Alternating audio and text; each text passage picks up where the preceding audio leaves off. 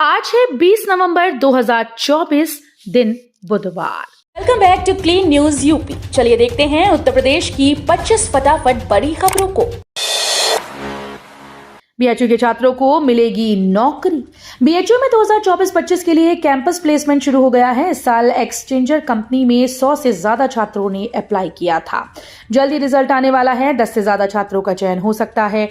वहीं इस साल 200 से ज्यादा कंपनीज के प्लेसमेंट में 4000 से ज्यादा छात्रों के शामिल होने का अनुमान है। प्लेसमेंट हाइब्रिड मोड यानी कि ऑफलाइन और ऑनलाइन दोनों तरीके से होगा। लखनऊ में मिलेगा इंडिया गेट जैसा लुफ्त। राजधानी लखनऊ में अवध वास्तुकला और लखनऊ शहर के प्रतीक रूमी दरवाजे को मुंबई के गेटवे ऑफ इंडिया व इंडिया गेट की तर्ज पर विकसित किया जाएगा। ताजमहल की तरह दरवाजे के सामने बैठकर दर्शक तस्वीर ले सकेंगे। भारतीय पुरातत्व सर्वेक्षण की ओर से खाका तैयार किया जा रहा है। मेहराब पर चिकनकारी व पान के पत्ते के डिजाइन से तैयार रूमी दरवाजे को विश्व के पर्यटन स्थलों में शामिल करने की तैयारी है। यूपी के अब इस जिले में स्कूल कोचिंग बंद, ऑनलाइन चलेंगी क्लासेस। डीएम ने जारी किया आदेश। पश्चिमी यूपी में दिन भर छाए स्मॉग से सांस लेने में परेशानी और आंखों में जलन से लोग बेहाल हो उठे। मेरठ में सभी स्कूल्स और कोचिंग सेंटर को अगले आदेश तक बंद कर दिया गया। इस दौरान ऑनलाइन क्लास संचालित रहेंगी। डीएम दीपक मीणा ने बताया कि 12वीं तक के स्कूल्स में छुट्टी घोषित कर दी गई। प्रदूषण नियंत्रण के लिए ग्रैब चार्ट लागू कर दिया। बागपत, हापुड़, बुलंदशहर में भी मंगलवार को 12वीं तक के स्कूल्स में अवकाश घोषित कर दिया गया है। जर्मन की पढ़ाई करने वाले छात्रों को मिलेगी जर्मनी में नौकरी। बीएचयू में चल रहा कैंपस प्लेसमेंट। बीएचयू में जर्मन भाषा की पढ़ाई करने वाले छात्रों को जर्मनी में नौकरी मिलेगी। उन्हें होटल, अस्पताल, रेस्टोरेंट इंडस्ट्रीज में काम करने का मौका मिलेगा। जर्मन मैकडॉनल्ड्स ने फ्रेंचाइजी का ऑफर दिया है। वहीं बीएचयू में कैंपस प्लेसमेंट की प्रक्रिया चल रही है। सभी विभागों के छात्रों का चयन नौकरियों के लिए हो रहा है। प्राइवेट कंपनीज की खाद भी बेचेगी सरकार। किसानों का संकट होगा खत्म, आदेश जारी। किसानों का संकट दूर करने को उत्तर प्रदेश सरकार अब सहकारी समितियों पर भी निजी कंपनीज के उर्वरक बेचेगी। इसके लिए निजी कंपनीज को अपनी हिस्सेदारी का 30% उर्वरक सरकारी समितियों को आवंटित करने का आदेश दिया गया। ये जानकारी सूबे के कृषि मंत्री सूर्य प्रताप शाही ने दी। योगी सरकार ने दी मंजूरी। अब यूपी में बसेगा एक नया शहर। इन गांवों में हजारों बीघे जमीन का होगा अधिग्रहण। न्यू नोएडा के मास्टर प्लान 2041 को उत्तर प्रदेश सरकार से मंजूरी मिलने के बाद अब उस पर काम शुरू हो गया। 226 गांव के करीब 20,911.29 हेक्टेयर जमीन अधिग्रहण कर न्यू नोएडा बसाया जाएगा। न्यू नोएडा आपके सपनों का नोएडा होगा, जिसे आपकी सुविधाओं को ध्यान में रखकर बसाया जाएगा। यूपी के 4 एक्सप्रेसवे पर सुरक्षित और आरामदेह सफर। योगी सरकार की ये है तैयारी। यूपी के 4 एक्सप्रेसवे राइडिंग क्वालिटी की कसौटी पर परखे जाएंगे। इसका मकसद एक्सप्रेसवे पर सफर को आरामदेह व सुरक्षित बनाना है। इस काम के लिए सेंसर युक्त एक विशेष वाहन तैयार किया गया। इसमें एरोसेंस टेक्नोलॉजी व एआई सेंसर मॉड्यूल का इस्तेमाल होगा। इस वाहन को एक्सप्रेसवे पर चलाकर देखा जाएगा कि कहां किस स्पीड पर कितने झटके लगते हैं या वाहन में कितना उछाल आता है। अब इसका परीक्षण सबसे पहले निर्माणाधीन गंगा एक्सप्रेसवे पर किया जाएगा। महाकुंभ के लिए 7000 बसेस चलेंगी। परिवहन निगम की बड़ी तैयारी। छोटे कस्बे भी जुड़ेंगे। यूपी परिवहन निगम जनवरी में होने वाले महाकुंभ के लिए 7000 बसेस का संचालन करेगा। साथ ही निगम 550 शटल बसेस स्थायी और अस्थायी बस स्टेशन से चलाई जाएंगी। इन बसेस का संचालन 3 चरणों में किया जाएगा। इसके साथ ही मेले में पूर्वांचल से आने वाले यात्रियों के लिए छोटे छोटे कस्बों से भी मेला स्थल को जोड़ने की योजना तैयार की। इसके साथ ही महिला व बुजुर्ग तीर्थ यात्रियों के लिए विशेष सुविधा का इंतजाम भी किया गया है। यूपी की 9 विधानसभा सीटों पर आज होगा मतदान। यूपी उपचुनाव की 9 सीटों पर परचम लहराने के लिए पक्ष विपक्ष सभी ने पूरी ताकत झोंक दी। उत्तर प्रदेश में उपचुनाव के लिए आज 20 नवंबर को मतदान होगा और 23 नवंबर को वोटों की गिनती की जाएगी। अंबेडकर नगर की कटेरी, मैनपुरी की करहल, मुजफ्फरनगर की मीरापुर, मिर्जापुर की मंझवा, कानपुर नगर की सीसामऊ, अलीगढ़ की खैर, प्रयागराज की फूलपुर, मुरादाबाद की कुंदरकी और गाजियाबाद सीट के लिए हो रहे उपचुनाव। वोटिंग से पहले सपा ने चुनाव आयोग को पत्र लिखा है। उत्तर प्रदेश में देश की पहली नाइट सफारी दिसंबर 2026 तक शुरू होगी। उत्तर प्रदेश के मुख्यमंत्री योगी आदित्यनाथ ने राजधानी लखनऊ में बनने जा रही देश की पहली नाइट सफारी का काम जून 2026 तक हर हाल में पूर्ण करने के निर्देश देते हुए मंगलवार को कहा कि लगभग 900 एकड़ क्षेत्र में फैली इस नाइट सफारी को दिसंबर 2026 तक जनता के लिए खोल दिया जाएगा। मुख्यमंत्री के सरकारी आवास पर उच्च स्तरीय बैठक में प्रस्तावित कुकरेल नाइट सफारी पार्क एवं चिड़ियाघर का प्रस्तुतिकरण दिया गया। यूपी में केले की खेती पर मिलेगी सब्सिडी, किसान सरकार की इस योजना का उठाएं लाभ। सरकार किसानों की आय को बढ़ाने के लिए पारंपरिक तरीके की खेती को छोड़ने और आधुनिक खेती को बढ़ावा दे रही है। किसानों की आय दुगनी करने के लिए सरकार किसानों को लगातार प्रशिक्षण दिया जा रहा है। पिछले कुछ समय में किसानों का रुझान केले की खेती की ओर तेजी से बढ़ा। वहीं सरकार भी किसानों को केले की खेती करने के लिए लगातार प्रोत्साहित कर रही है। इतना ही नहीं, सरकार केले की खेती को बढ़ावा देने के लिए किसानों को अनुदान भी दे रही है। पिछले कुछ समय में किसानों का रुझान केले की खेती की ओर तेजी से बढ़ा है। यमुना सिटी बनेगी लिथियम बैटरी का हब, सेल कंपनी करेगी 8 करोड़ का निवेश। यमुना प्राधिकरण क्षेत्र को लिथियम बैटरी निर्माण का हब बनाने की दिशा में बड़ा कदम उठाया गया। प्रमुख बैटरी निर्माता कंपनी SAEL ने अपनी इकाई स्थापित करने के लिए यमुना प्राधिकरण से 150 एकड़ जमीन की मांग की। कंपनी यहां lithium battery, solar cell, solar PV module line और पावर प्लांट का निर्माण करेगी। खेती की जमीन को आबादी में दर्ज करने से पहले अथॉरिटी से लेनी होगी परमिशन।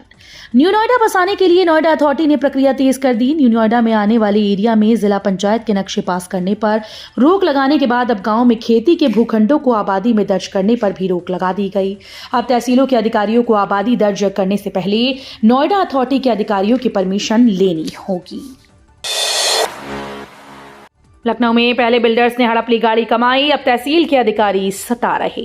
राजधानी लखनऊ में भवन भूखंड खरीदने वालों को पहले बिल्डर्स ने सताया, उनकी गाड़ी कमाई हड़प ली, मकान व प्लॉट भी नहीं दिया। जब बिल्डर्स से रिकवरी का आदेश हुआ तो अब तहसील के अधिकारी इसकी वसूली नहीं करा रहे। आरसी तहसील के अधिकारियों ने दबा रखी है, वो वसूली के लिए तमाम बहाने बना रहे हैं। बिल्डर्स से वसूली न करने से लोगों को उनके मकान का पैसा वापस नहीं मिल पा रहा। अगले माह से जनरल क्लास से सफर करने वालों को मिलेगी सीट। दिसंबर से ट्रेन में जनरल क्लास से सफर करने वालों को राहत मिलने जा रही है। उन्हें लटक कर या धक्का मुक्की करके सफर करने की जरूरत नहीं। भारतीय रेलवे इस क्लास से यात्रा करने वालों की सुविधाओं में इजाफा करने जा रही है। रेलवे ने काम शुरू कर दिया है और नवंबर तक डेडलाइन तय कर दी गई। इस तरह अगले माह से जनरल क्लास से सफर करने वालों को सीट मिलने की संभावना पहले की तुलना में अधिक होगी। यूपी में फिर सामने आया पीएम आवास योजना में घोटाला, 2.5 लाख ले गए लूट। राजधानी से सटे बाराबंकी जिले में प्रधानमंत्री आवास योजना के तहत 27.5 लाख रुपए का घोटाला सामने आया। जिला नगरीय विकास अभिकरण के अधिकारियों कर्मचारियों की मिली भगत से 11 आवास बनाए बिना ही फर्जी जियो टैग कराकर 2.5 लाख रुपए का गबन किया गया। काशी और मथुरा के बाद संभल का नया केस पहुंचा कोर्ट। जामा मस्जिद की जगह श्री हरिहर मंदिर होने का दावा। संभल के जामा मस्जिद को हरिहर मंदिर बताते हुए कोर्ट में दावा डाला गया है। संभल के केला देवी मंदिर के ऋषि राजगिरी समेत 5 वादकारियों ने सिविल जज सीनियर डिवीजन संभल स्थित चंदौसी में दावा दाखिल किया। कोर्ट ने आगामी तारीख 29 नवंबर 2024 दी है। वादीगण विष्णु शंकर जैन, एडवोकेट व ऋषि राजगिरी केला देवी मंदिर संभल ने जामा मस्जिद में हरिहर मंदिर होने का दावा किया। संभल में धर्मांतरण, रामपुर निवासी कर्मी के निशाने पर हिंदू महिलाएं, ब्लॉक दफ्तर पहुंच गए लोग। पवासा ब्लॉक के कर्मचारी पर महिला के धर्मांतरण का आरोप लगने से विश्व हिंदू परिषद और बजरंग दल ने ब्लॉक परिसर में धरना प्रदर्शन किया। आरोप है कि कर्मचारी तंत्र क्रिया से महिलाओं को धर्म परिवर्तन के लिए उकसाता है। कार्रवाई न होने पर प्रदर्शनकारियों ने आंदोलन की चेतावनी दी।